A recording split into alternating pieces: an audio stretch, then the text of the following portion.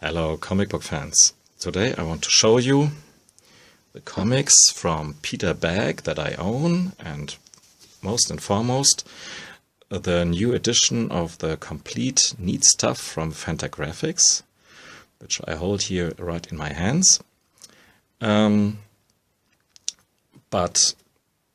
before that I want to tell you a little story about the big wondrous land of comic book shipping, because this one here arrived with no wrapping, just a cardboard box and some dings, not surprisingly, some dings and dangs, and I was fed up. I didn't want to send it back, but I complained, and my seller feedback wasn't that great, as you can imagine.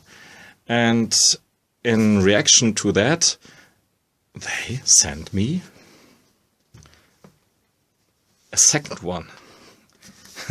But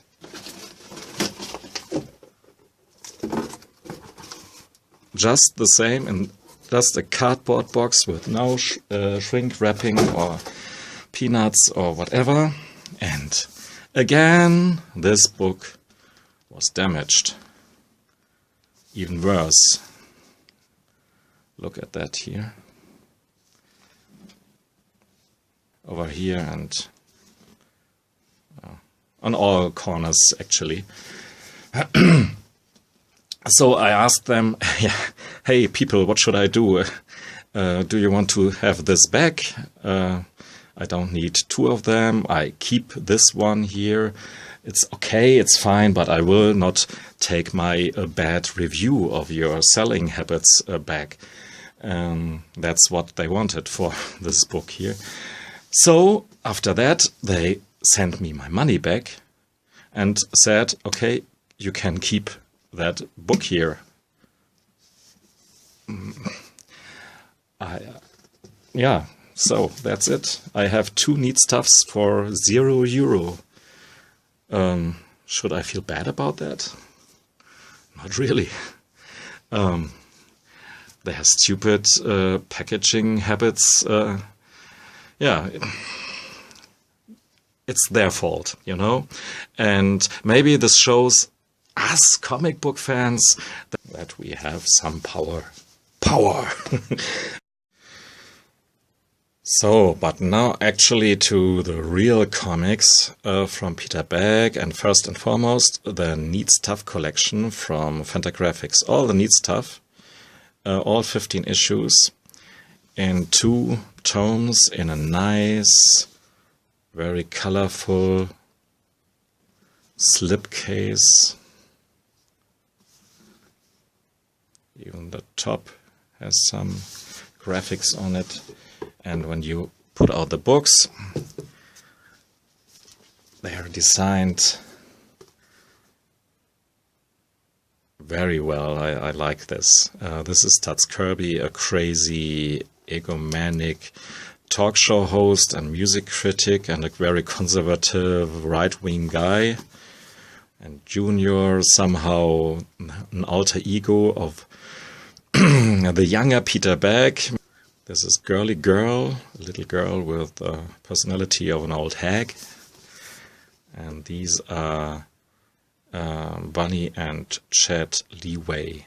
The characters that I enjoyed the most and have the most stories here, even if I didn't count the pages, are the Bradley family. And this is your typical dysfunctional family, starring Buddy Bradley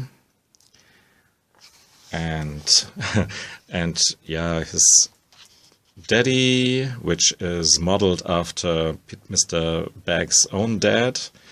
And that's quite interesting because he's really the most annoying character by far from of them all. And this says a lot, because his sister Babs Bradley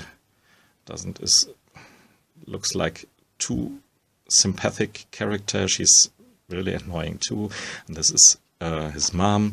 And that's a real nice Christmas story about Christmas tree. And first they bought a Christmas tree that was too little, too small, and then Daddy is sent out to buy a new one, and then he gets a real big one for very, very cheap. And it doesn't really fit into this room here.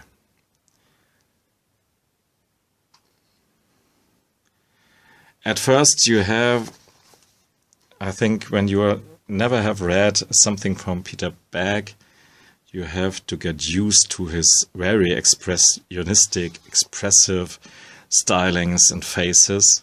In terms of heavy characteristics and exaggerations, I will show you this depiction of a family fight between the Bradleys. Here's Mum Bradley, and I love it how the shape of the teeth changes when they're really, really angry.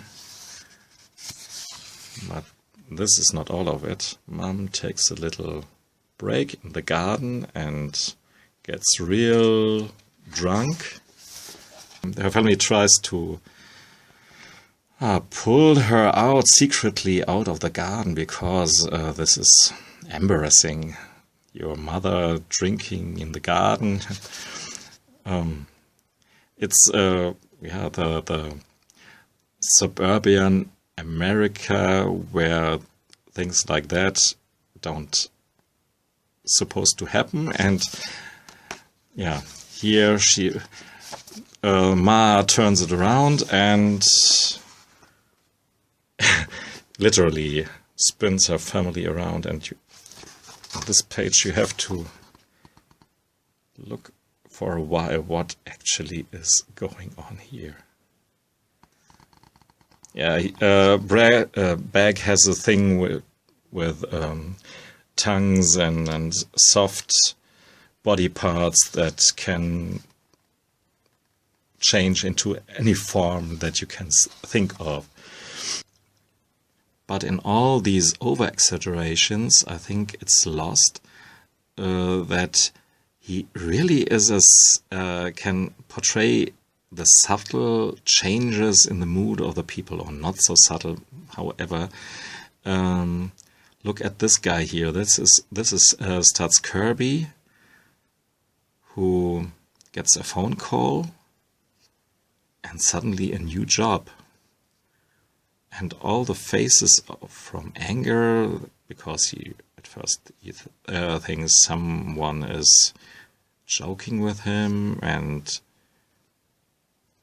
soon he realizes that he gets the job that as a talk show host, and this portray of satisfaction. You gotta try it with some lines to depict this almost animalistic sense of feeling of satisfaction. It's great, I think. And without that you really have to notice it, he can change from a very detailed style to very minimalistic sketchings like this.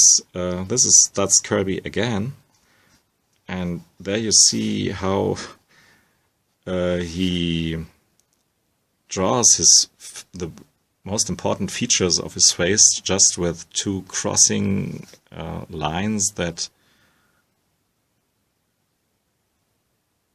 do the thing here, and until the abstract depiction of whatever mean emotion has possessed in this moment his character.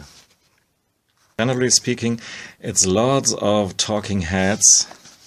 Sometimes it really reminds me of some Woody Allen movies. And I like Woody Allen, so that's not a bad thing. And Peter Bagge really can draw his main character listen to his mama, and it's sort of entertaining. But as I said, the main thing always are the Bradleys, and you got Leonard, aka Stinky, the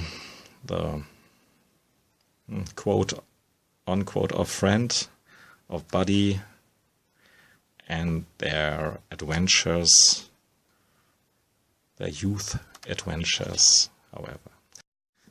Yeah, the Bradleys, they were my first connection to the universe of Peter Bagge.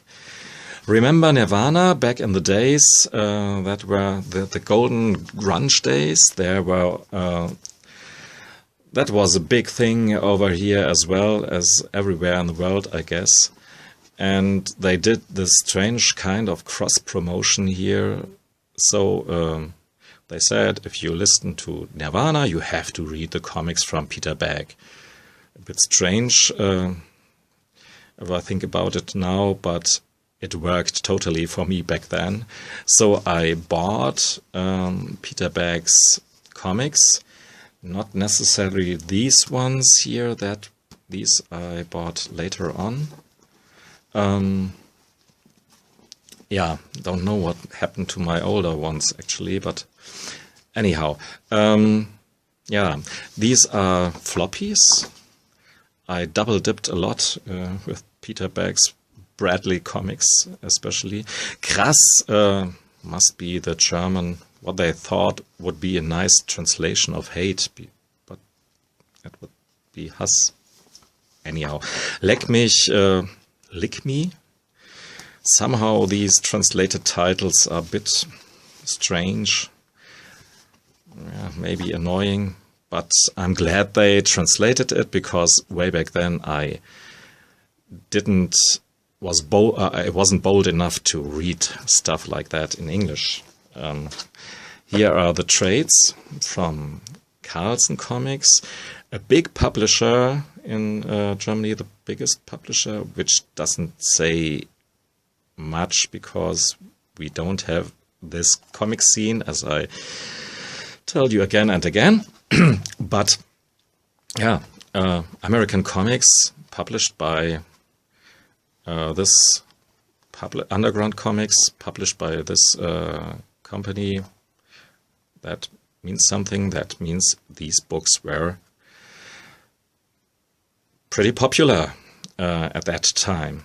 So, halt die Klappe, Buddy, hi Buddy, Mordspaß mit Buddy und Lisa.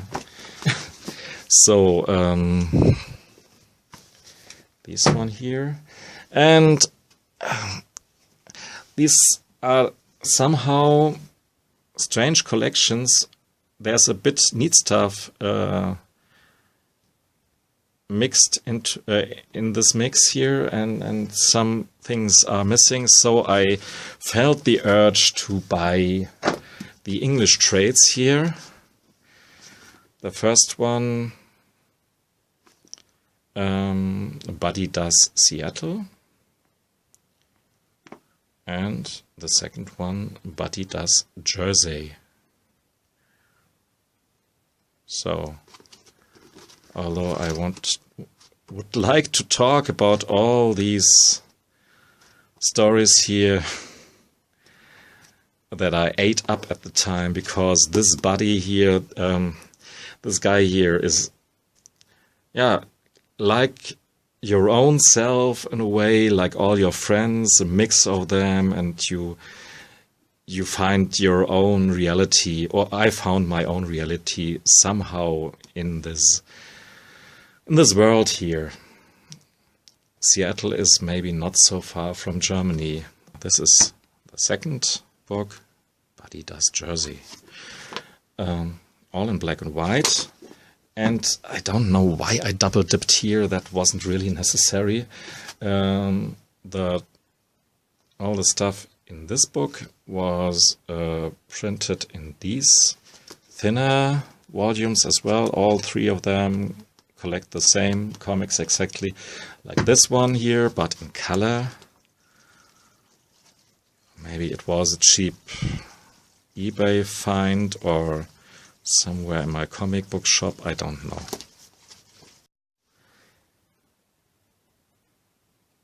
So, as I said, the comics around or about the Bradley family are, for me at least, the core of Bagge's work and are the most important for me. these books pale significantly part-wise to that books. All decent comics, and in a way I can recommend it, every book, for the bag aficionado, but you don't, I wouldn't recommend to start with them. Apocalypse Nerd is Bag's imagining of a post-apocalyptic setting with some humor to it.